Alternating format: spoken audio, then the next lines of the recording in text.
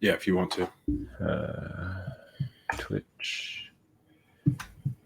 Doofy's still on. Where is ours?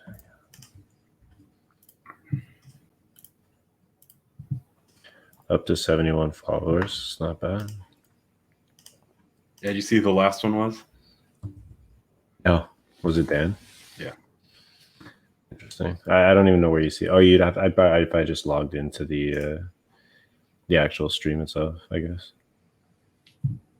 Yeah. But yeah, I mean, MJ followed us after the stream. What's up, Gags? How you doing, man? Hey, Gags. But yeah.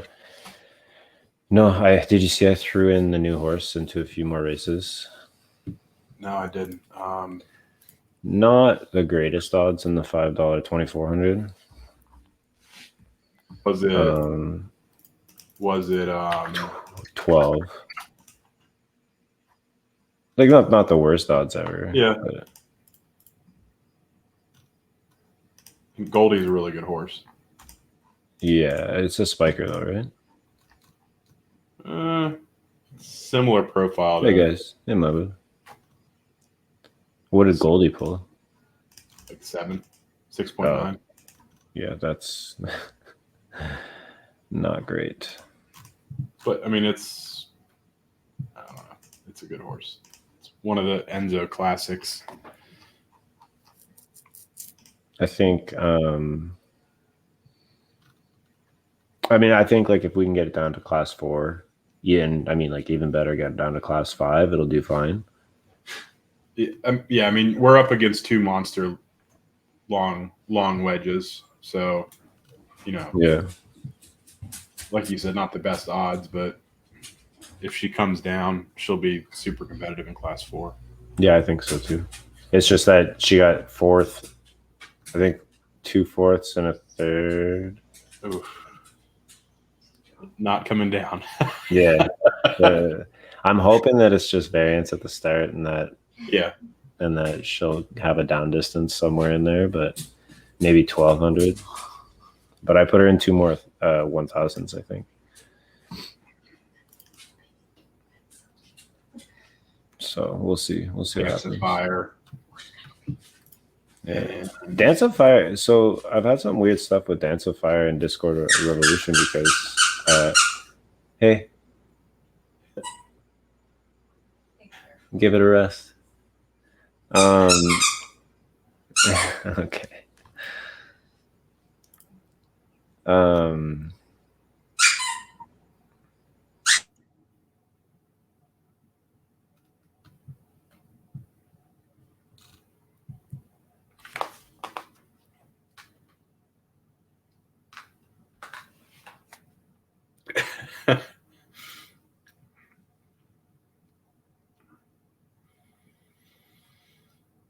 So Gags, my blood, what do you guys want to see tonight? We digging into specific horses?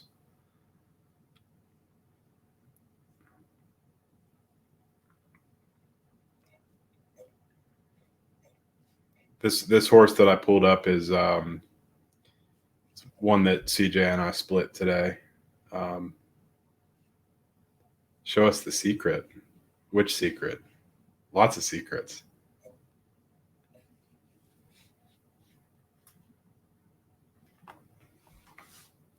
We can look at that one, Gags.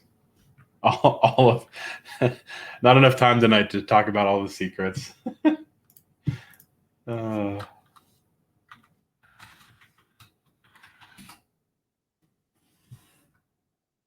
Yeah. Maybe I shouldn't bring that one up on stream.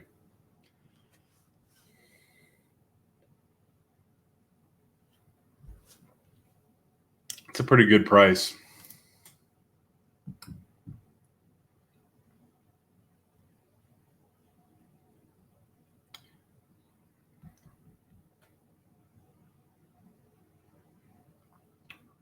But I think if you're willing to spend 2.5 or 3, you can probably get a better racer. It's still a Finney Genesis. What's going on, MJ? How you doing, man? CJ had to duck out for a second, but he'll be back, and then we'll get started. Well, if he comes back. Hanging in there. We wanted to do a quick pop-up just because we had nothing better to do tonight. So talk about racing a little bit. Yeah, absolutely.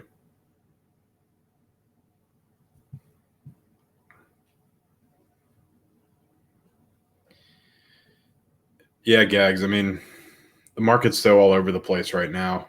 I feel like Finnies are actually being fairly valued now, whereas, back in June, they were like selling for below the drop, and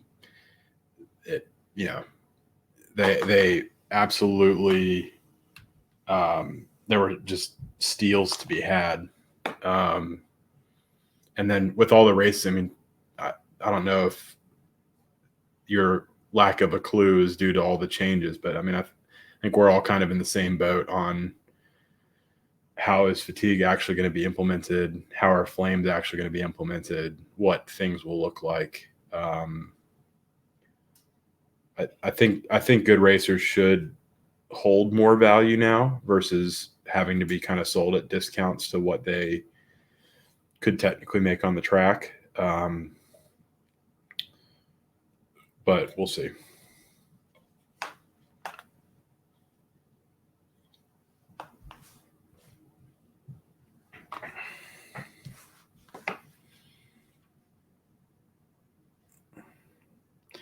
Yeah, I'm still not convinced that breeding is as exponential as everybody is saying it is. I mean, we're at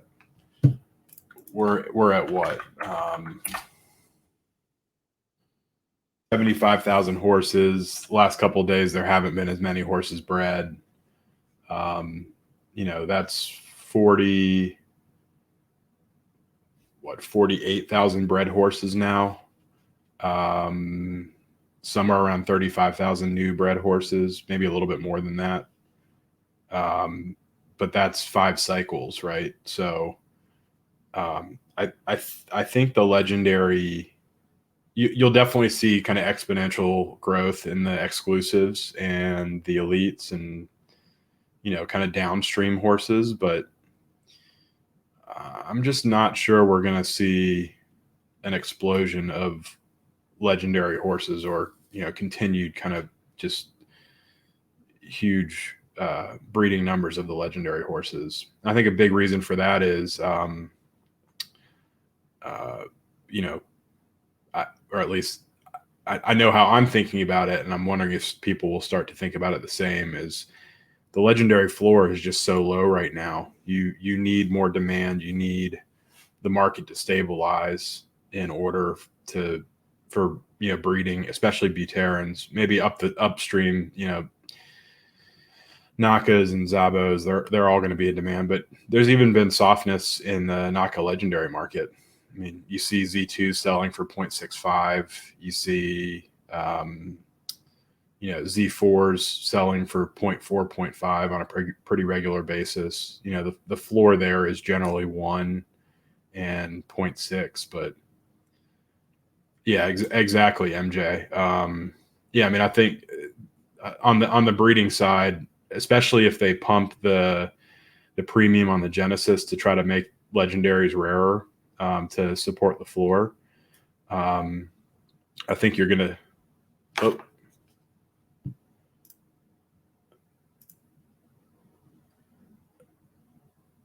CJ, I muted you, but now it's saying that you have to unmute yourself. Sorry, I was just saying hi to MJ.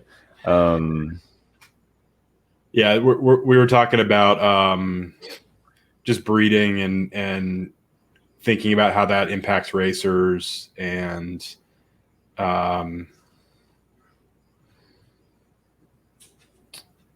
What's funny? What's funny is that the very first thing I asked when I first got into ZED was, how do you retain the value of horses if you have like exponential breeding?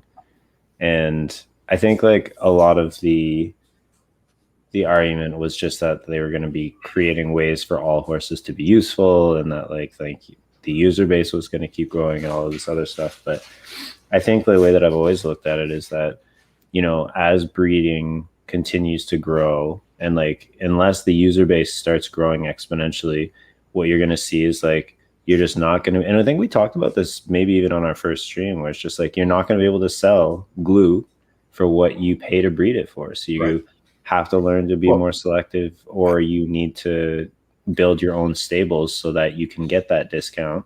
And people just aren't going to be paying an ETH to breed with horses that are not going to give them anything. I think, Gags, I wouldn't go that far. So, I was saying, CJ, while you were gone, that I think we're actually going to see, the more I've kind of talked about it and thought about it, I think we're going to see a recovery in the legendary market, or at least a bottoming of the floor pretty soon. I think people are just going to stop breeding legendaries. I think that exponential growth in breeding will be exclusives and below, because you're going to see all these cheap legendaries out there that you can still breed for pretty cheap. Even better bloodlines, a lot more of them are being listed at the min, right? You can find a lot of Zabo legendaries at the floor, much more so than you can find Naka and Zabo Genesis at the breeding floor. And I think even when I shouldn't say when, because I think it's an if at this point, even if they correct the prices, the stud price floors have relatively normalized at where they should be. And to me, I think you're going to start to see the supply really tightening for legendary horses. So that said, there are a lot of people that are talking about pumping out 10 to 15 legendaries a breeding cycle, but I think that's still, until we drop the rest of the Genesis horses, I think there's almost an artificial cap on legendary breeding at this point. And the reason that you've seen so many legendaries enter the ecosystem is because we've had 5 cycles now in 7 weeks. So, that's just where my head is at. I don't know. And then Gags, on your comment, I don't necessarily know if I agree with a lot of stuff being worthless. I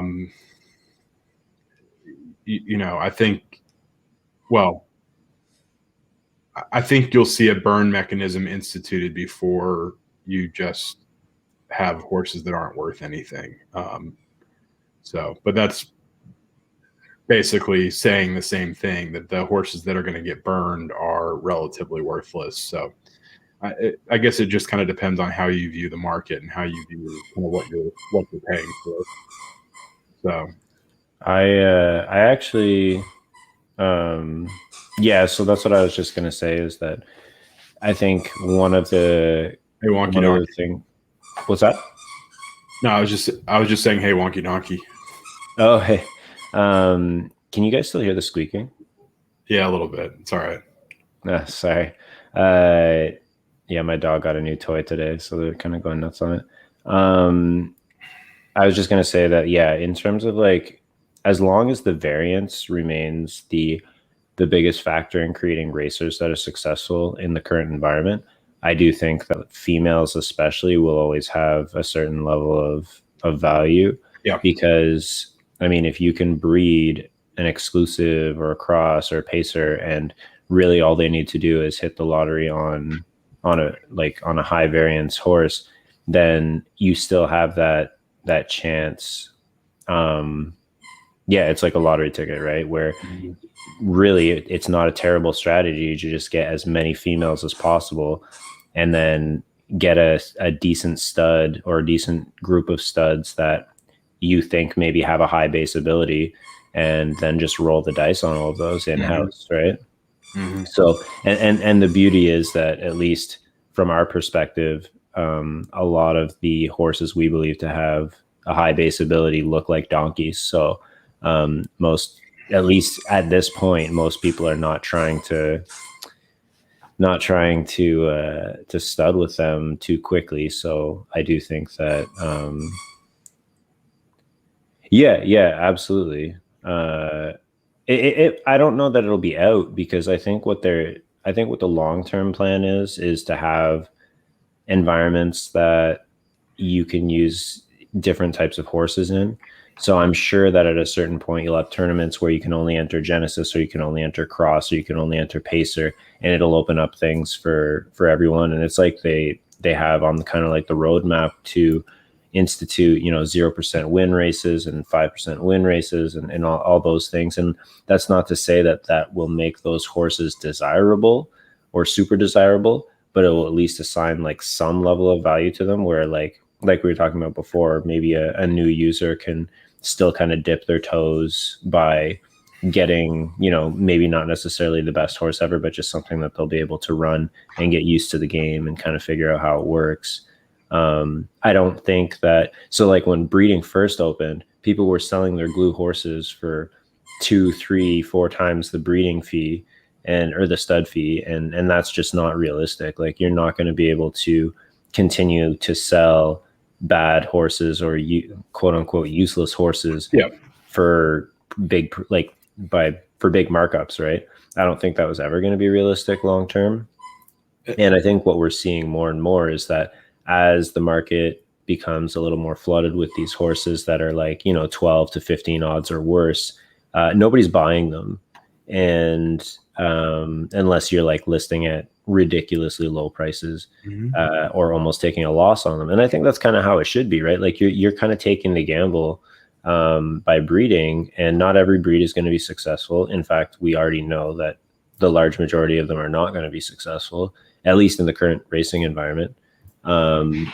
So when it comes to breeding and selling, I think the market is just going to become a lot more selective in terms of people are going to look for it. Like if they're racers, they're going to be looking for racehorses, right? That can actually be profitable. And those are rare. So, I think what we should be seeing, and what we should have seen from the beginning, something that I've been kind of like advocating for months, is that people pay huge premiums for unraced horses, but don't want to pay for proven like good racehorses.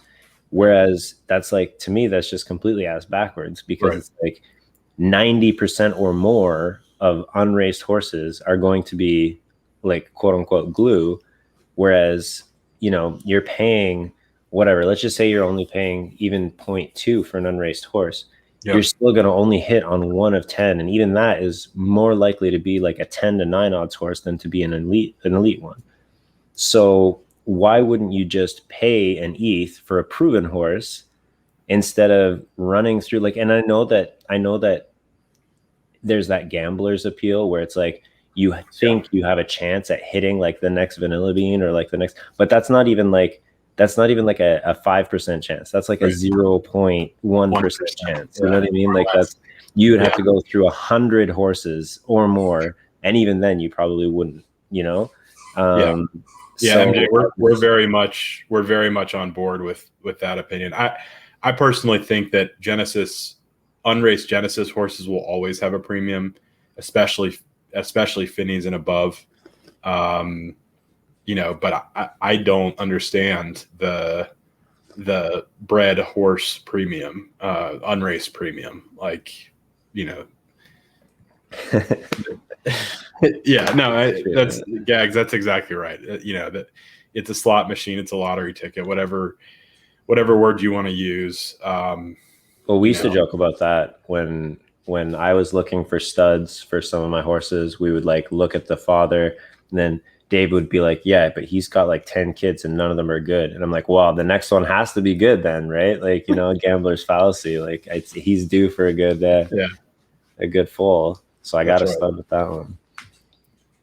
That's right.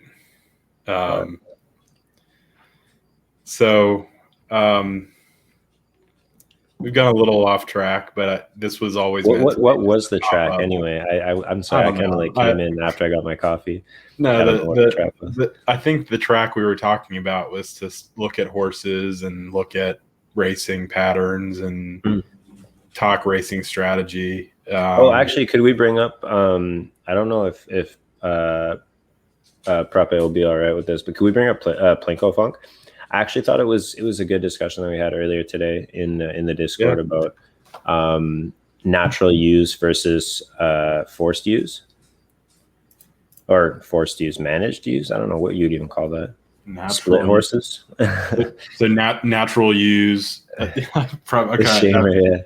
got the approval. All right. So basically, natural use. You're saying like vanilla bean, where where it's just like you throw them into a distance. Sometimes they'll win, sometimes they'll lose, but like you have that natural U, and like you can look at Plinko. If you look at her, I think is it 1400 or 1600 that she's natural U. Whereas forced use, you have to find the distances that are you have to find like the up distance and the down distance. And what we were talking about basically was the merit and the difference between having a split horse or having a natural U, and which one was like kind of better to have, right? And I think like for a long time people have looked at it like having the U horse, that's the best thing, and like they haven't really looked at it from a race management perspective. And the interesting thing that and I hadn't ever really like thought too much about it until we had this conversation today, but having a split horse, or a lot of the times these are specialists, right? I think is actually better because you control the outcome more, right? Like you can't control the outcome, but you can influence the outcome more. And it also costs you less to do so, right? In most cases, because if you're a U horse and you want to run in a big pot, if you want to pay and do a big entry fee, then you're basically gambling at that point. See you later, MJ. See you, MJ. Say like 50-50 that you're either going to win or lose, right? Or like somewhere in that spectrum. Whereas with a split horse, you can enter those big pots and you can be like, hey, I know that I have like a really good chance of winning because I win way more than I lose or that I place, or I have like a higher win percentage or show percentage at a specific distance. And obviously you see that large split a lot more with, like, if you brought up Doing Time, which is Bex's horse, you can see like if you filtered 1,000. Oh, wrong button. Yeah. So something like this, where it's like it's very, very, heavily slanted towards one side. And then you look at 2,400, it's slanted to the other side, but you still get like a few wins, right? But you're not risking as much going into a big money pot when you know that the large majority of your finishes are between 1 and 3, as opposed to being spread out between 1 and 3 and 10 and 12. So I find that like natural U horses are actually like a higher risk in terms of profitability, right? So I thought about that a lot, where it's like, now that we talked about it, where before I thought like Vanilla Bean is the perfect horse, right? But Vanilla Bean is, amazing. And don't get me wrong, Vanilla Bean is still an amazing horse, but because she seems to have like that almost natural U shape. Yeah, exactly. Depending on how the horse is managed, obviously. But in most cases, a natural U horse will have a lower ROI because they're still going to be losing. If you take a natural U horse as like a 50-50 horse, they're still going to be losing half the time, right? Yeah, I'm just looking up 50%, 20%.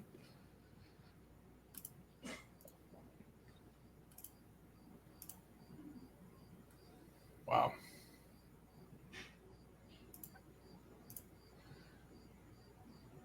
Or I guess you just get a horse like Crimson Chin that just only needs to run in its best distance all the time because it can't go down anyway. Well, actually, I mean, I feel like a Crimson Chin could have gone down if it was managed at the beginning. I want to look at this one. We looked at this one a little bit. I looked at Ducky a little bit on the pop up. Yeah, if you look, Ducky actually, and Doofy said it earlier. He doesn't, he used the word sandbag, which I didn't like. Yeah, but he, he doesn't enter races to, bring a horse down, right? And that's how he's always run Ducky. But we were looking at Ducky, and if you look at 1800. 18 downs out of 27 races, right? 66%. Mm-hmm. And if you look at 1200, Ducky 45 wins out of 170. I mean, that is a perfect example of a horse that could be a managed ewe that could be more profitable. Especially, we talked about. Isn't Ducky Mountain the most profitable horse in the game? 9 ETH. I don't know if anybody's passed her, but definitely top 3. So, but that's the thing. We were talking about that on the last pop up, that if Doofy wanted to, he could run 100 1800s, bring her down into low class 2, and just cycle her in class 2 and average 6 odds. Well, how many points does Ducky have now? Only 150. Only. I mean, you only need to lose 80 points, right? So, if she's 66% down, 66% bottom 3 at 1800, on average, she's losing, what is that? 2 points a race. So it's not even 100 1800. It's like 40 or 50 1800s. Some of those $5, some of those $10. You spend $300 of your profit to get her into class 2, and then she's literally pulling 6 odds in every single race she runs, and you just cycle 12 14 and then 12 14 up and 1800 down. Yeah, I just feel like you would need a lot of discipline. Yeah, absolutely. Yeah. But that's exactly it. Right. Man, the crazy thing about LBJ, exactly right. What's that? The crazy thing about LBJ is that it only started running like a month ago. Like, the amount of profit that horse has after like a month of running is insane. But again, that's one of those horses that's been, really well managed. Hey, Alpha, how's it going, man?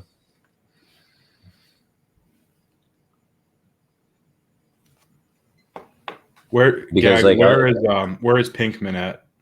I know Pinkman has made over $40,000 racing, but and then main event's got to be up there too. I don't think main event was that high. That's over 4, 4.3. Okay. So sorry, I shouldn't say that high. Yeah, like. I mean, that's more than all of my racers put together. But I'm just a small. You look at main event, that's 3,400 races, right? Yeah. So whereas this is just gonna make you sigh. Breathless Edge, 4.6 ETH in 460 races. I will never understand having one of the best running horses in the game and not running it. It just makes no sense to me. Yeah, Alpha. And that's the boat that most of us are in, right? I mean, we talk about a lot of these horses. We know a lot, but just because we can talk about how to run horses and we can show you stuff doesn't mean we're going to breed good racers, or doesn't mean we're going to necessarily spend the money. I've never been one to pay a premium for a raced horse, but that's just kind of a personal opinion because I don't race enough. My thing is I've made pretty much all the profit in my stable has come from finding undervalued horses on the market, racing them up, and then selling them, or finding horses that have run their Griffey, analyzing their Griffey to see that they're going to be a good racehorse, and then buying them for like a smaller amount, and then selling them once I've raced them up a bit. I would love to have the buying power to just go out and get my favorite racer, or the racer that I think is the best.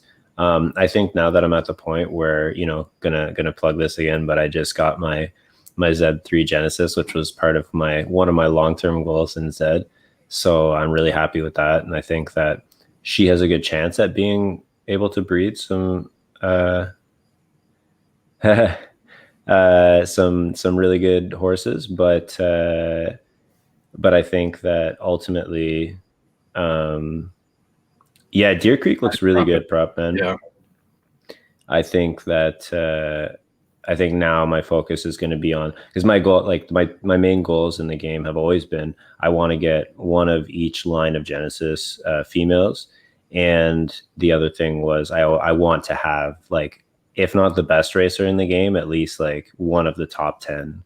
And I know that's a very lofty goal where buying power really speaks. So it's going to be really more luck based, or hopefully if I can maybe find one of those through Griffey analysis. Get a zombie boy. Get a zombie boy on the next drop. Yeah. No, yeah, and I was kind of joking last night about you being all about racing, but that's definitely where you and I think differ. I love the racing. Yeah, because if I go a day or two without racing, I'm okay with that. I think when I first bought Groot, I had a week where I was running him like 30 or 40 races a day, and just getting my head bashed in by Main Event and Moonlight and a bunch of the other kind of classic, just like C3, C4 crushers. And that, I just got to the point, especially with the slow queue, or the, fast queues, I should say, the small queues, before Terra, and then a couple weeks after Terra, I was just like, I'm all about the stuff other than racing. I don't remember if you remember, but when I don't know if you remember when Haku first came out, and I think like Crypto G was hanging out with us a bunch, and we were kind of like helping him fine tune some of it. And he was, at that point, it was only a market tool. But I remember when that first came out, I think I had it up every single day, all day long. And I think even before, maybe we had made our Discord at that point, but I think I just spent most of my day posting horses in the Discord, being like, hey, someone should buy this because it's going to be like a good racer. I'm pretty sure half of my blood's, stable is full of horses that I posted in my horse share. I don't know. That's one of my favorite parts of the game is just finding, either horses that are raced really poorly, and then identifying where they can race well, or, just trying to find like that diamond in the rough that's, either not been raced properly yet, or only has the Griffey. I actually really like doing Griffey analysis. I've found it really tedious lately because of all the spikers. Mm-hmm. I was going to buy E actually. But anyway, I just I love to me, this is a racing game. I mean, I like the competitive aspect of it. Obviously, like there are other elements to the game too, like breeding and all that stuff, but which I do still enjoy. But racing is really the heart of it for me, at least. No, that's fair. I've for me, it's all about, like, I'm not about profiting for the sake of profit, but market analysis and, watching kind of what horses are being sold for and how things are being valued. I mean, that just aligns so perfectly with, everything else that I do, my job, looking at market comps, trying to figure out if there's, if there are arbitrage opportunities, if there's value, and there are those opportunities, even if you're not, racing a horse 200 or 300 times, right? So he says, well, I don't even breed for profit. I breed a bunch of donkeys and I refuse to sell them at the floor. So I list them above the floor and then watch the floor go down on me. So, I mean, I'm exaggerating a little bit because I've sold, quite several of my bred horses for a little bit of a profit, but I mean, even Dan says I will never sell an unraced horse. So the only one that I may is my Z4 unraced Genesis, and that would just be to continue to upgrade my stable. But I will never sell an unraced bred horse. That's just not in my DNA. I almost did it with a Z4 Legendary, but the Z4 Legendaries, the floor was going down, the unraced premium was going away. You guys make me sound like a tyrant. Yeah.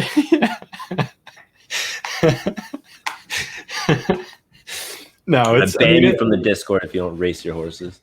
I mean, CJ, we wouldn't be working together if we disagreed on that, right? If I was all about selling unraced for profit, like, I feel like that's just a fundamental view of the game that we share. So, well, I just think the biggest thing with selling unraced horses is not like, I don't actually have a problem if people do that. I think like everybody needs to find their niche in this game, and everybody needs to kind of like do what they feel is best, or what they feel is like, the best way for them to make a profit or to have fun, right? And that's kind of the beauty of ZED too, is I do think that there are different, niches available to people. Some people want to do everything. Some people just want to focus on breeding. I mean, like if I got in 2 years ago and was able to buy like 50 ZED1s for $100, then, maybe I would be a breeder too. But I think one of the biggest things for me about selling unraised is just, as someone who is looking for that like great racehorse, or like as someone that is a smaller stable, I just think that there's more value in me racing all of my horses. Well, one, because I want to race, but also, and I think we discussed this a little bit earlier, it's just that for me, as someone who's not breeding like Zabos or like legendary Zabos or legendary Knacks, the floor of the horses that I breed is not going to be very high anyway. So selling it for maybe just the stud fee or maybe a little bit below that, to me, is worth the cost of potentially breeding a horse that I can sell for an ETH instead if it's a good racer, but not like a great racer. Like, for example, we were talking about this earlier, but like my net profit from breeding over, I think, 3 cycles now is like 2.5 ETH. And that's just because I hit on 2 racers that were pretty good. And I was able to sell them for a lot. But I mean, like, again, that is also potentially a bit of luck. Maybe Treasure the Love is actually a good breeder, if that's a thing. We don't really know yet. Like, she has 4 out of 5 foals that were able to pull sub 10 odds in class 5 or better, which is, I think, like a pretty good track record. But again, how much of that is variance and how much of that is good breeding? Like, based on what we know about breeding, it sounds like I'm getting pretty lucky in that sense. But otherwise, I think it just comes down to, I would rather have all of my bred horses go to 0 than potentially leave an elite racer on the table, if that makes sense. Like, it would kill me literally if I sold something for and it became like a monster racer. Yeah, I think but I mean, everybody has to look at the game differently, right? If you have like some kind of breeding machine, like T Sizzle is talking about, and you can pump out high value unraced horses every month, then absolutely, you're probably going to make more money selling those horses than you would trying to race them and hoping to hit a good racer. So, that's not a bad strategy either. It's just not something that fits with the way that I look at the game. Yeah. No, that's going to be my debate here soon, I think. Trying to figure out what I want to do with my Z2s. But yeah, sorry, Alpha. I saw an earlier comment that you made about you've sold 2 Unraised and you had 1 stolen. What do you mean you had 1 stolen? I like that emoji, a glue bottle. Yeah, that's pretty good. Okay. Bad trade. Yeah. And I mean, like, that's something that we have kind of advocated a lot. Something that I saw a lot at the beginning. I don't know how many people were around for like the Jeeves scam and all that other stuff, but like, you know, I would say in a space like this, and I think this applies to all crypto, but especially like in these situations, is that don't trust anybody. Get third and fourth opinions on any kind of transaction that you're going to do. Don't ever give anyone your wallet information. Don't ever, like, staff will never ask you for money. It's just, you know, I've seen people be like, wow, like Jay asked me for ETH, so I sent it to him. It's just like, but like, why would you do that? Like, why would Jay ever need to ask you for money? Why would, like, to me, it's just like, there's no regulation in this space. So you have to be your number one line of defense, which means you have to be super skeptical of everything and you have to protect yourself. So, you know, obviously, like, within our little circle here, we've done deals off of OpenSea and we've done things that require, you know, a lot of good faith.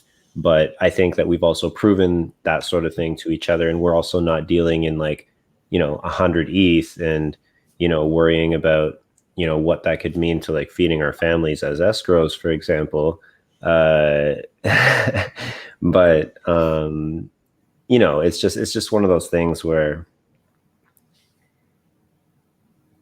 yeah, it's just like but the other thing too is that, like, you know, at least David and I, for example, we come on camera, people know who we are. It's not like the same level of anonymity as like some random person asking for something.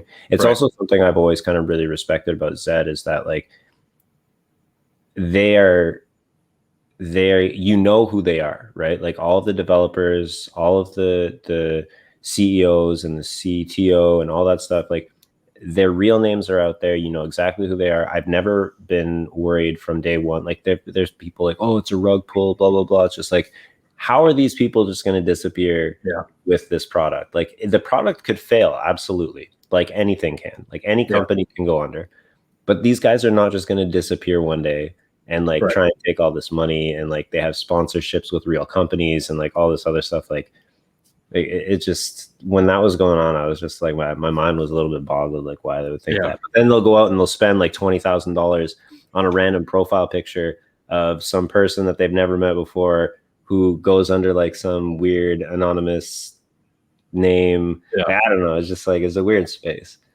Yeah, wonky donkey. That's, your comment is exactly right, especially when it was before they switched back to OpenSea and had the fees. When it was feeless on Matic OpenSea, it made 0 sense not to use Matic OpenSea for sales. For trades, you know, there were some people that in the community that escrowed, and there still are. And you know, I think CJ and I have both used escrows and not had bad luck yet. But that's certainly not for just straight sales. I mean, it just doesn't make any sense not to use OpenSea. And then Alpha, on, you know, that's exactly right. I mean, it's 0.1 ETH is a lot of money for a lot of people, but you know, to your point, making one breeding mistake isn't going to break your barn, or you shouldn't be in that situation. So I'm glad to hear that, even though that one didn't go well for you, that, you know, you're sticking around. And I'm glad, you know, you found our stream and you seem to be asking the right questions. So, you know, appreciate it. On. But yeah, no, Gags, absolutely. Like I think anytime someone, I feel like there's like an inherent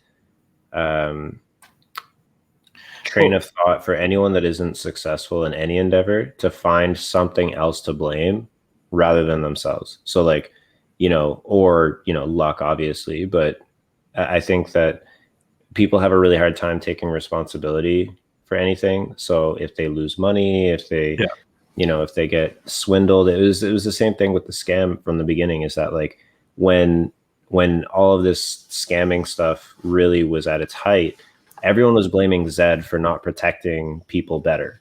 Right. But it's like, you need to take responsibility for, like, especially in this space, it's like personal responsibility is probably at the highest level of importance when you're dealing with crypto and NFTs. And expecting Zed to protect you from scammers is not really realistic, in my opinion. Gags, the only counterpoint I'll make is, what about Ultimate Bet and several other sites? I mean, there's botting, there's a lot of the same things that we struggle with on Zed to a much lesser extent. But I get your point. Fair enough. Yeah, and I mean, like, Zed is getting audited as well, right? So like that was something I think people were really asking about a lot, maybe a month or two ago. So there's a ton of bots in Zed, and I think it's bad. They will be, unless Zed does something, and the jury's still out on that, on kind of what will be done, because there was very clear. It's kind of tailed off a little bit. It's not as obvious now, but there was very clear botting, and there were people from Zed that said it was investigated when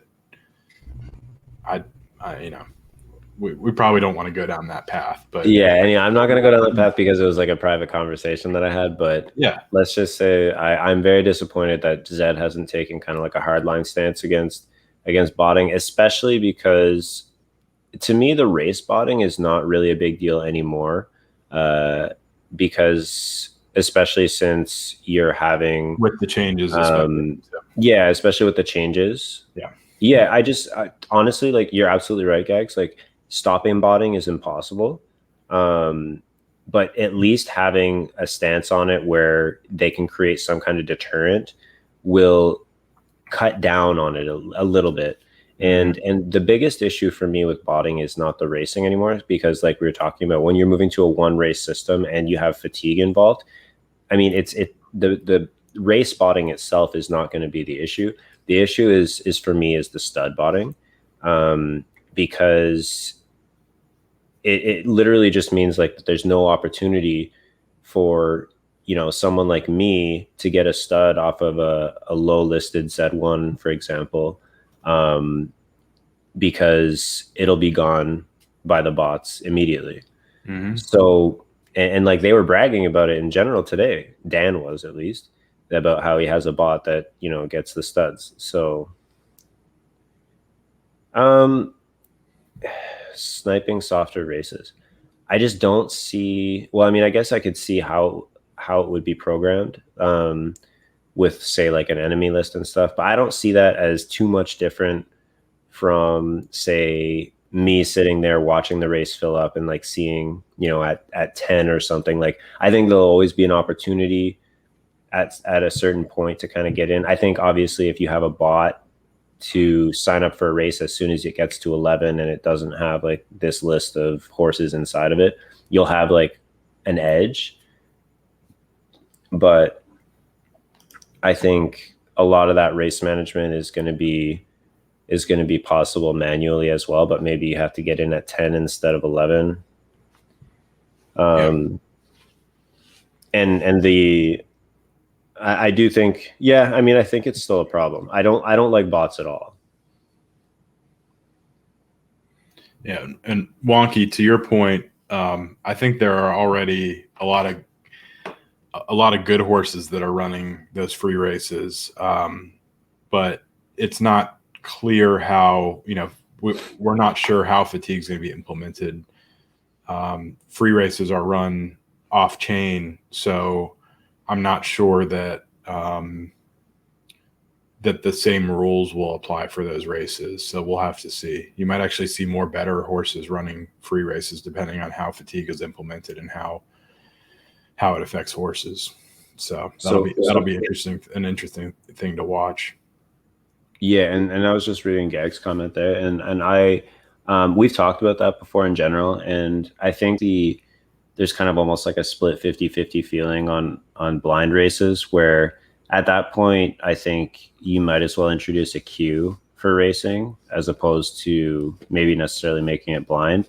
And then the other part of it is that it kind of takes, not saying that ZED is a massive game of skill. I think that, interpreting data is like a very important skill, and I think that's the most important skill to have in ZED. Yeah. But race management, I think, is still a skill in and of itself. And if you make it so that lobbies are blind, then you take that kind of almost completely out of the equation, right? So then it's just, at that point, if you're going to make lobbies blind, you may as well just have a queue.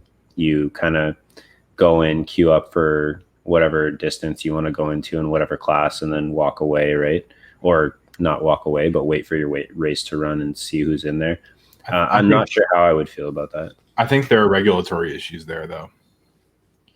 I think part of what takes this a step away from gambling is the fact that you have the ability to scout out your competition and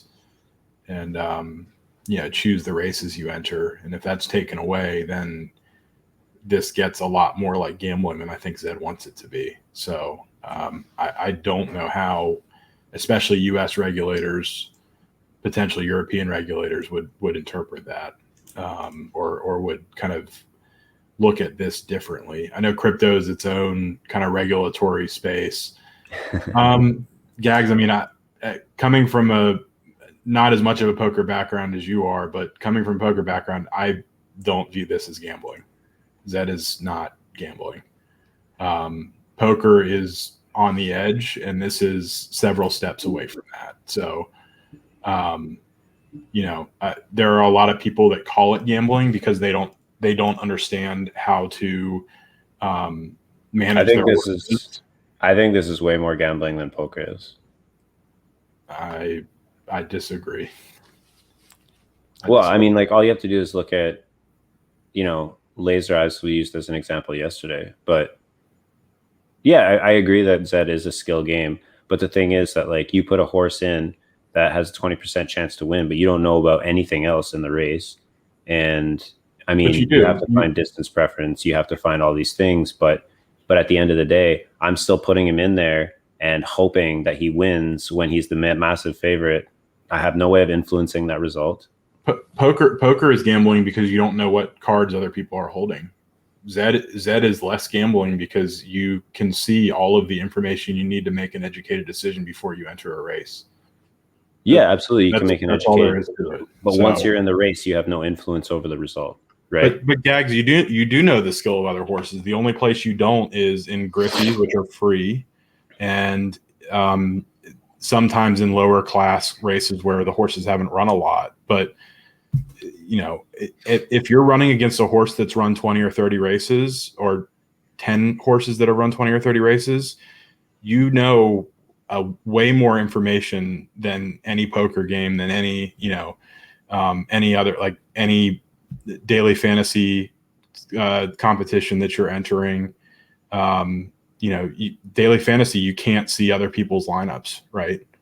And that's why I'm glad we actually brought up the blinded fields. I really, really hope they don't do that, because then you can't claim then it is gambling. It absolutely is. But now, if you look over the horses that you're running, all of the information you need to know about whether that horse is better than you, and then you're weighing the odds, right? You're weighing the probability that your horse wins. That's the only aspect of it that's gambling.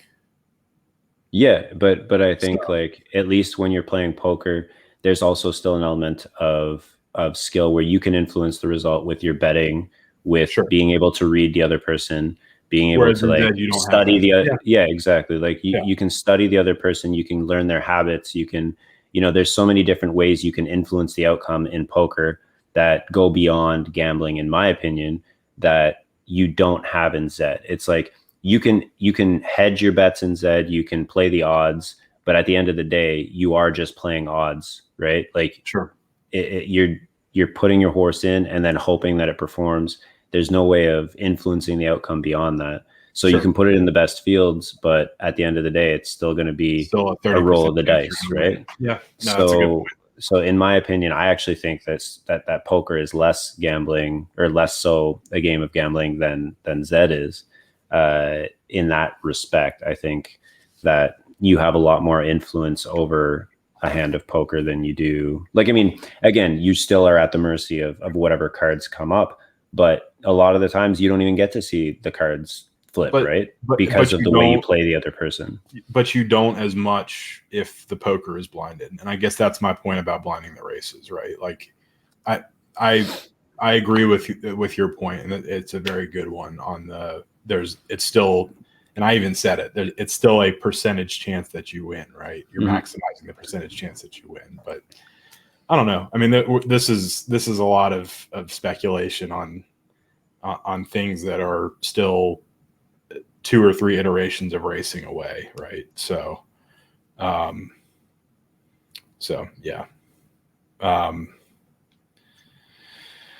I don't know. So we've been on about an hour. I've got at least another 30 minutes in me. CJ, I don't know what your timing looks like. I could be on all night, man. I go all night. we do have a good number of people chatting. Obviously, we started looking at some horses earlier. Do you guys have horses you want to look at? I pulled up Third Head because we were talking about him in Discord earlier, and how it is just incredible that this horse isn't run more. Almost a 50% win rate, pulling sub 9 odds consistently in Class 1 against good fields. I think this would be a $100 race. Is that right? So, the favorite against 5 of the top 10 horses in the game. And it's not running anymore. So if I got, that's fair, wonky donkey. No, it's to that point, if you have Third Head, and you're putting him in races, you're going to have a better chance than most to win consistently. So no, we were talking about Breathless Edge earlier. This horse is an even better example of like, how the heck is this horse not running 1,000 races? It's made an ETH of profit in. Has anyone ever asked, like, I don't know who owns Third Head, but has anybody ever actually directly asked Poseidon why he's not running Breathless Edge?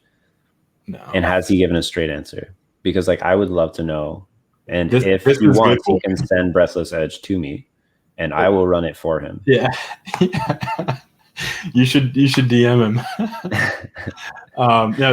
This is good boy. This is good boy racing, CJ. So this is Rendezvous Peak and Barack and those guys. Okay. Yeah, Zaza and Jack. I don't know. And then there's a ton of unraced C1s still that are probably some of the best horses that can run. And I mean, again, I get it. Everybody has their niche. Not everybody wants to run. I don't know. 50% of Nakamoto's are unraced right now. The value you're giving up for a bad race versus an unraced, like we were talking about earlier, I think the unraced premium is here to stay, especially for Z4s and above, right? Because I just don't know how it can stay. Like, I don't know, like, especially once data becomes more prevalent and they see that, like, yeah, well, I mean, okay, I see it for collector's value, but at the end of the day, it's like, if we know, say, that 95% of unraced horses are donkeys, then I just don't see how the unraced premium can stay as high as it is for most breeds, because it's like, you know that 95% of those horses are going to be trash on the racetrack. So why are you paying an astronomical premium to just unwrap it and find that out? You know what I mean? Yeah. Like it's crazy to me that's yeah. Like, and that's been since I joined ZED. Like it's always been that way. So, and like I see these great racers that sit on the market and like nobody's willing to pay for them and stuff. And, you know, I just, yeah. No, I don't know. Yeah, you're right. It's one of those things where it's like, I don't look at ZED as like a lottery system. I try to find like every possible thing that I can control, right? And I don't like to play like and it does confuse me a little bit, because like there are some people that kind of throw a lot of money around. Like, what was it the other day that someone bought? Yeah, so because someone bought a Nakamoto off you for like 11 ETH, and then sold it for 3 2 days later. Interesting, but I don't see why would it decrease Breathless Edges? I just don't understand that logic. Why would his value decrease? Like, even if he's not as strong against the current fields, we already know that's true. Yeah, I mean, I guess I guess the argument is that there's a marginal difference in the value of a horse with a 23% win rate versus a 20% win rate. Okay, but the thing is, like, the weird thing to me is like, no savvy person that is investing in ZED is going to look at this and be like, oh, he's got a 25% win rate. If you're going to get a ridiculous astronomical price, somebody's going to spend 50 ETH or 100 ETH for this horse, whether it's a 20% or a 23%. Like, there's no... Yeah, to me, if it's 20% win rate and it has like 10 ETH in winnings, like that's going to be way more impressive to me than looking at a 23%, you know, and then it hasn't, and then it just stops running. It hasn't raced like, for a month. Yeah. Like, what are you afraid of? Months. Yeah. Yeah. But, so, again, we're exactly. Exactly. Like, it's like he bought it for $100 and he's made, you know, $15,000 racing it. You know what I saw today on Twitter? What's that? That the unraced Z1 floor is one sale away from being 50 ETH. That sounds high. That's what I saw on Twitter. I don't know if it's true, but if it is true, I wish I had some kind of time machine. It was 30 ETH a day ago. Just imagine getting an unraced C1. But here's the thing: is that everybody, and we've talked about this before, but like everybody talks about like, oh, if I was in the game 2 years ago, and I got my Z1s at $100, I would be rich now too, or something. But like, you also have to have the discipline to hold on to those when it starts going up in price. Right? Like most people. It's the same thing with like Bitcoin. Like most people who bought into Bitcoin at $10 were not waiting until $40,000 to sell that stuff. If it went up to like $100, most of those people are probably selling, right? It's 3 sales away. Okay. I don't know. I just remember seeing it. Okay. Yeah, and I was just like, wow, like Z1s are, I don't know. I mean, obviously that's the pinnacle, right? Like that's, yeah. And alpha, that's a great goal to have, right? I mean, if you can afford to do that, you know, some Finnies are good racers, some Finnies are good breeders, and you know, I think all Genesis horses are going to have value as long as ZED remains a thing, right? And that value is going to be higher when NFTs are doing what they're doing. But even if the quote unquote NFT bubble bursts or ETH craters, you know, at the end of the year, the fact that these horses have utility, the fact that there's an established market. I have a friend of a friend that has a bunch of ETH, and he got into this game, and he's said multiple times, he's like, I am amazed how liquid the market is. I'm like, what are you talking about? This week has been the most illiquid week or the least liquid week I've seen. But yeah, I mean, it's I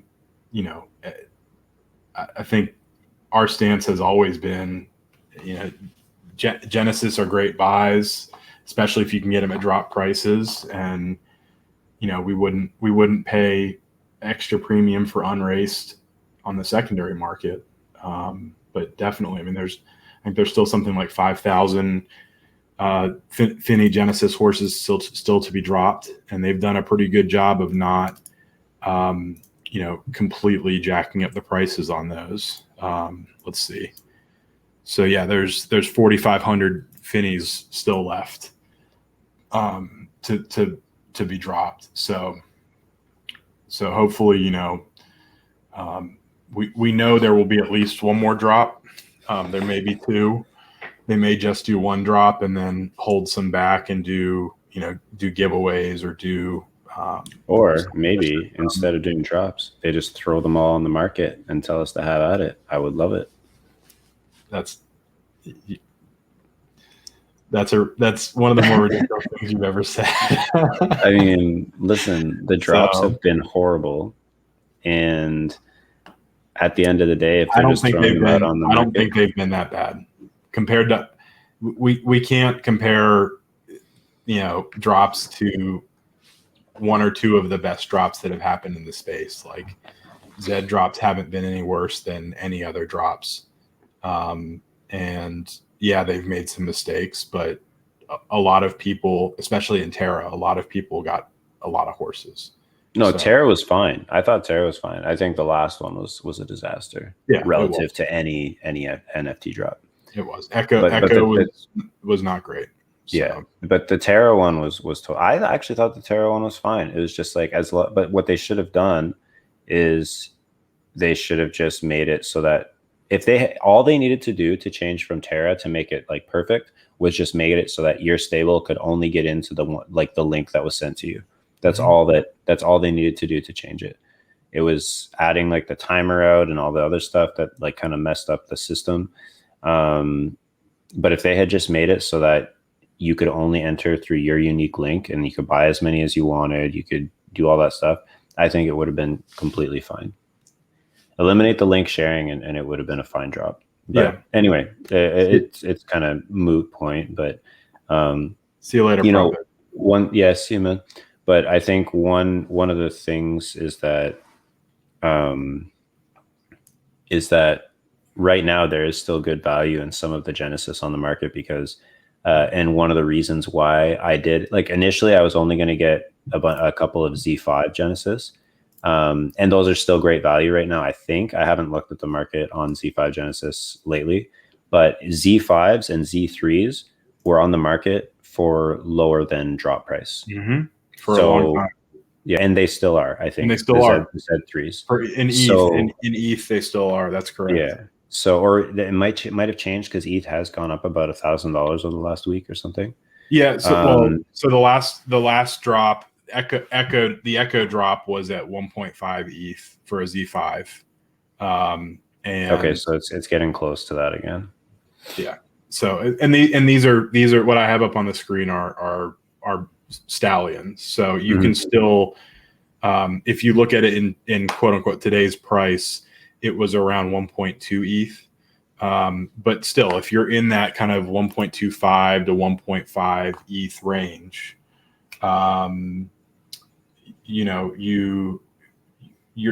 you're getting pretty good value for when you can buy a horse at close to drop price after all of the momentum we've had over the last couple months. I think that's a pretty good deal. So yeah, I agree, and that's why I ended up trying to upgrade to getting that Z3 because, well, one, I really liked a lot of the aspects of the Z3 in general, but two, getting it well below drop price was, I thought, a really good value deal at the time, and even actually since since we got that horse, the floor has already gone up to the point where it's we got it well below the floor that is currently there. Yeah. And I think that's just going to keep going up. I actually saw someone tweet about it, about how right now he's just snapping up Genesis Sabos because the value is below the floor or below the drop. Yeah. And yeah, Alpha, that's fair too. I mean, the funds, I mean, yeah, absolutely. We're talking about 1.5 ETH like it's nothing, which obviously 1.5 ETH is a crap ton of money. But you know, it's more just talking about how there are certain, you know, market dynamics going on where there are some interesting price points, especially for Z3s and Z5s.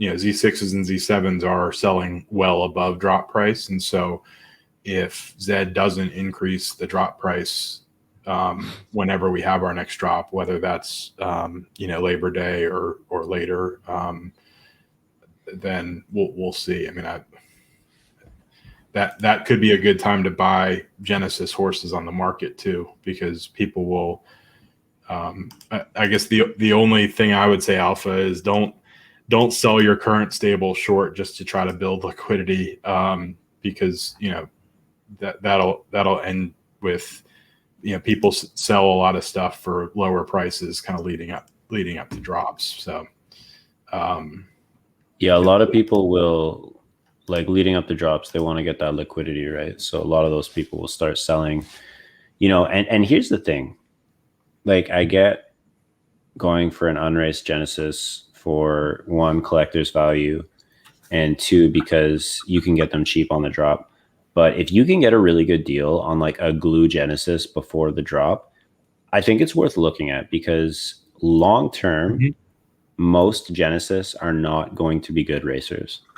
So if you can get a good deal on a glue Genesis before the drop, not only are you securing the fact that you're going to have a Genesis, but you might be able to save yourself some money, and have something to breed with. And again, my view has always been that Genesis horses will inherently have a lot of value moving forward because of their scarcity, because they're the building blocks for breeding. You know, 5 years down the line, if ZED becomes what they're envisioning and what they're trying to do, and they continue to grow in this space and get more sponsorships and really become, you know, the like the premier online racing platform, then Genesis horses, just by virtue of being Genesis, are going to be worth a crap ton of money. So in that sense, I think that,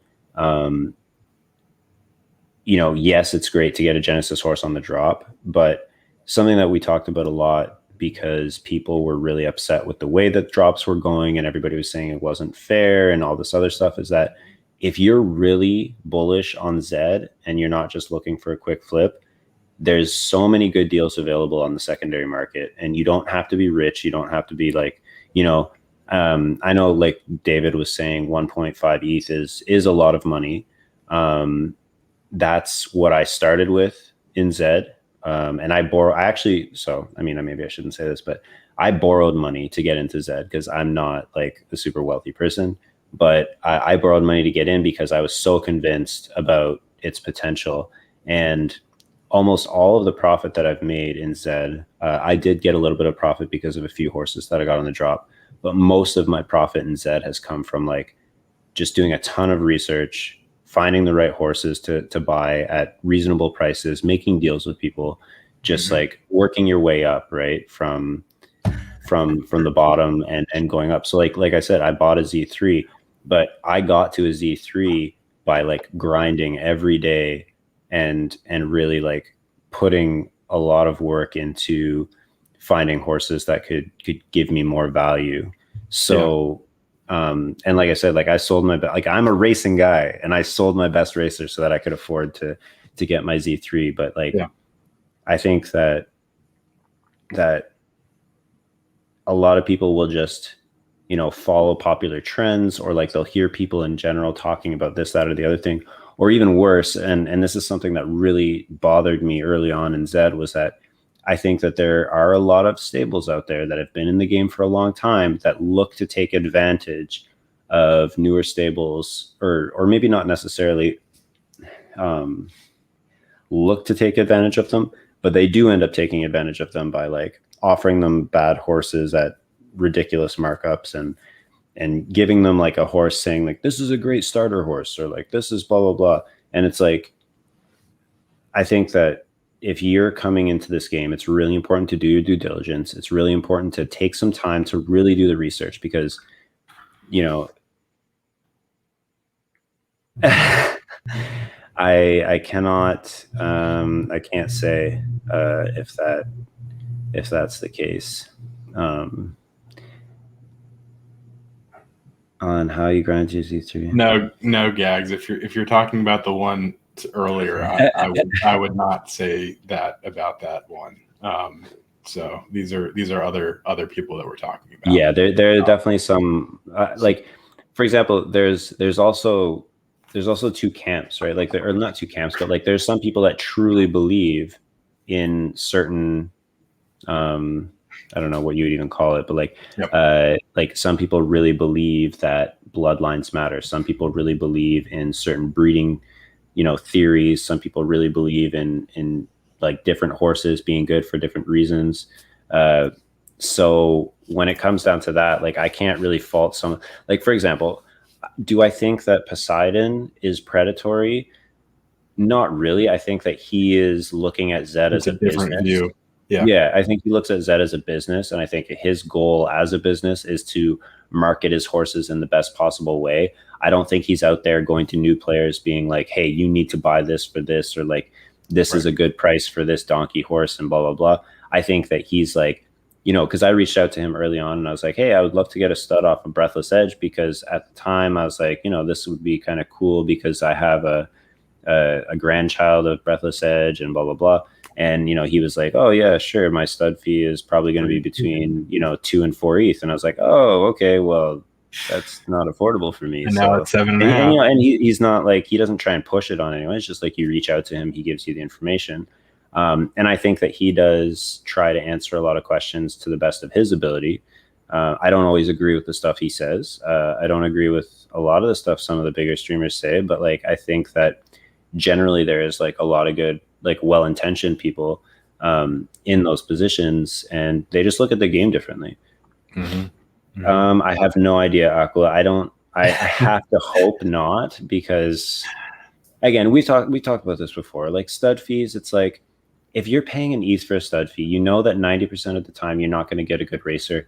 Like what do you have to actually hit in order to even start to make an ETH back? And like a lot of people will like. And a lot of people with these bloodline theories will tell you like, oh, well, now you have Breathless Edge blood. So like that's going to be worth a lot in the future if bloodlines play a factor and stuff. And it's just like, to me, that's just a huge gamble to take. And even if it were true, which I don't believe that bloodlines really exist in the way that people believe they do. But yeah, as far as making a YouTube video on how I grinded, is that the right how I ground? I don't know. Anyways, how I did my grind. I think grinded is right. Yeah, grinded. It just sounds weird to say it. Up to a Z3 and a few others. Invokers grinded. Yeah. So if I could do that, yeah, I mean, like I wouldn't be opposed to doing that. I don't want to like. I'm not Aquila, but CJ is. So yeah, no, I'm not a grammar police. I was just saying, like, as I was saying it out loud, it sounded really weird to say. But yeah, I mean, I wouldn't be opposed to that. I'd probably leave a few things out just because, not that it's like a secret or anything what I was doing, but I mean, I could give you 3 tips right now. It's just like 1, networking is super important.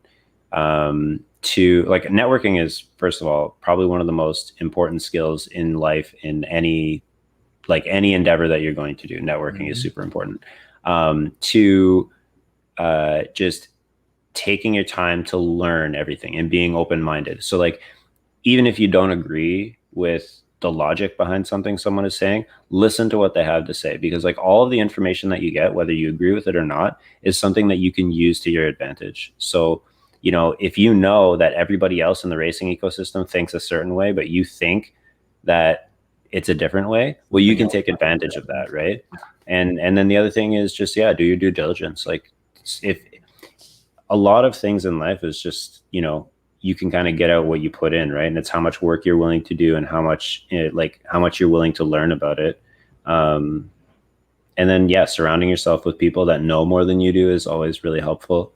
Those are just a few things, but yeah, anyway, I could do like a longer thing at some point.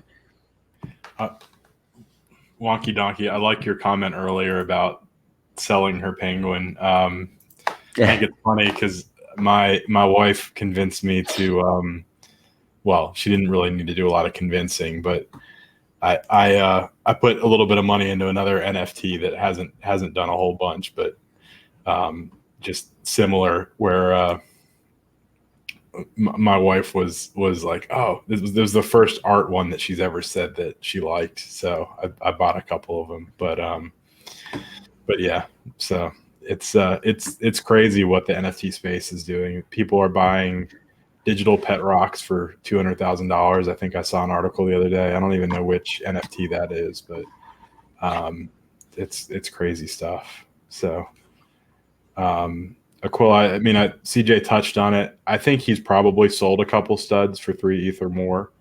I haven't heard much about. I haven't seen him produce many more horses.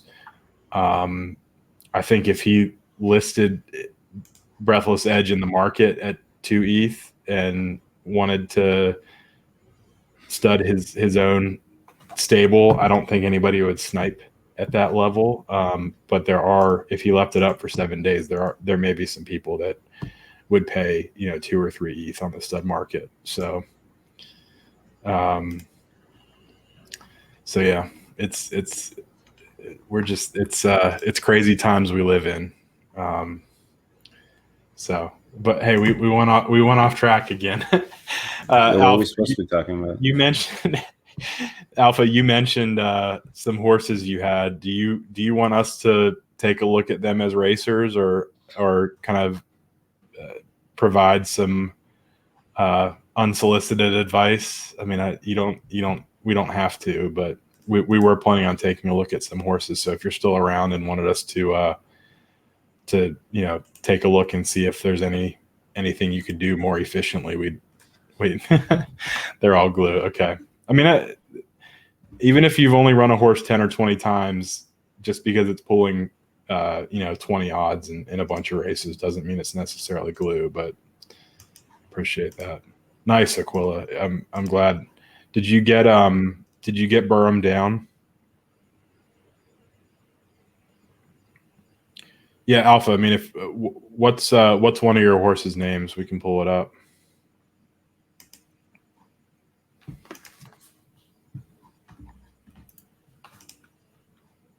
She's on a streak, Aquila. Hey, if she's winning in Class 1, I mean, that's not a bad thing.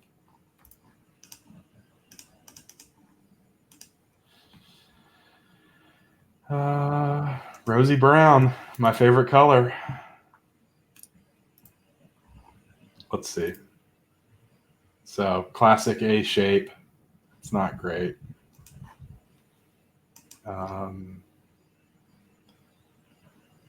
Yeah, I've got a Z8 that's a lot like this one. Almost exactly like this one.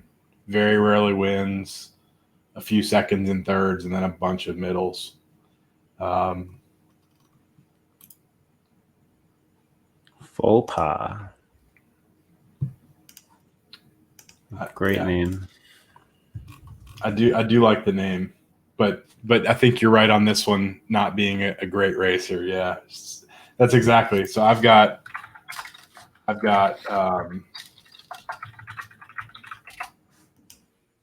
this one, which is the one I was talking about, and she's won 2 whole races. Yeah, have a good night, Donkey. See you, Wonky Donkey. Thanks for tuning in. But yeah, same kind of thing. Alpha, where, she's got this perfect A shape, but, I don't want to get your hopes up too much. But, one of her kids has a great U shape. And then a couple of her grandkids are also pretty good.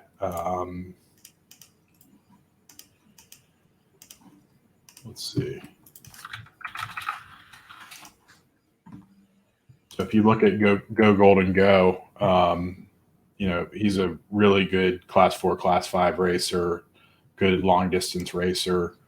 And this was out of one of her mediocre sons breeding with a random Z10. So, like I said, breeding is largely random, but just because your Z8 is not a great racer doesn't mean that she can't have a couple of good kids here and there. So, yeah. So yeah, it's a couple decent ones. Are you talking about this out of John Wick? Yeah. John Wick is an interesting horse. And then Lily, yeah, those odds are a little worse.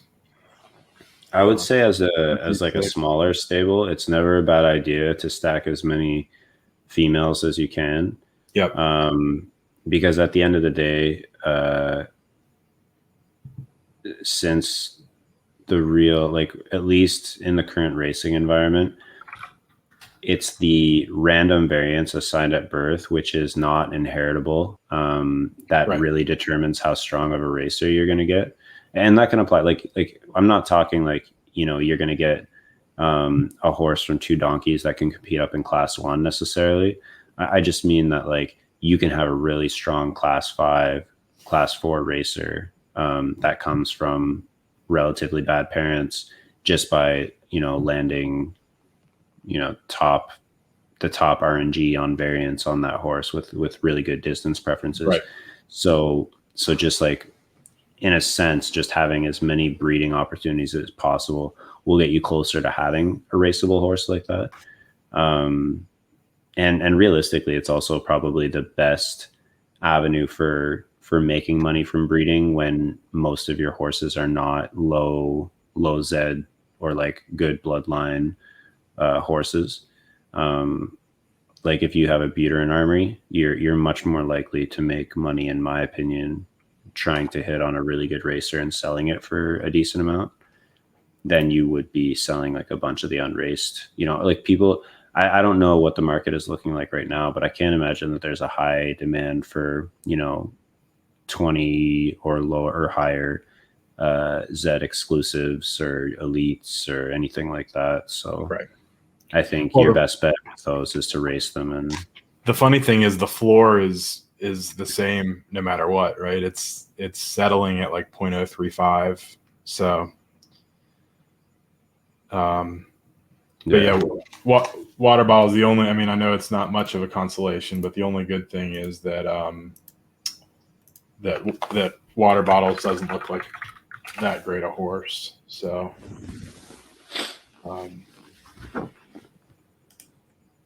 it might be able to compete in Class 5, but and what was the last one? Old South. They're all same odds profile. So you like the Rosie Browns too, huh? So that was literally how I started my stable. Was I collected like 3 or 4 Rosie Brown horses. There were a couple that were deep discounts on the market relatively, and so I grabbed a couple colts, and then I started stacking some fillies behind them. So yeah, I mean, it's nobody really likes the brown colors, but my first 2 horses were Rosie Brown, and yeah, I actually got lucky, and I've pulled a couple super coats, but they're both really bad racers. So I think that I got to wrap it up. It's getting a little bit late here for me. Okay. Well, I mean, I think we're in the same time zone, but Yeah. No, we were talking about doing an hour and a half. Yeah, that's for me too, Gags. I got to get to sleep. I got to get the kids in the morning for camp, and yeah.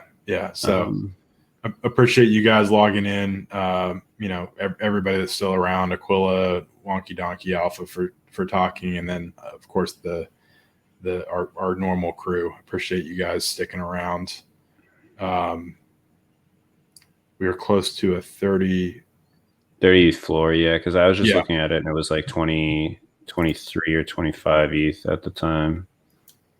So hey, thanks, Alpha. Really appreciate that. Yeah, and as always, like, dropping a follow and word of mouth is a good way to get the news out about our stream. We're hoping to be like an educational stream for a wide audience. So and if we can build up our community, that would be great too. We're probably going to start opening it next week to the public.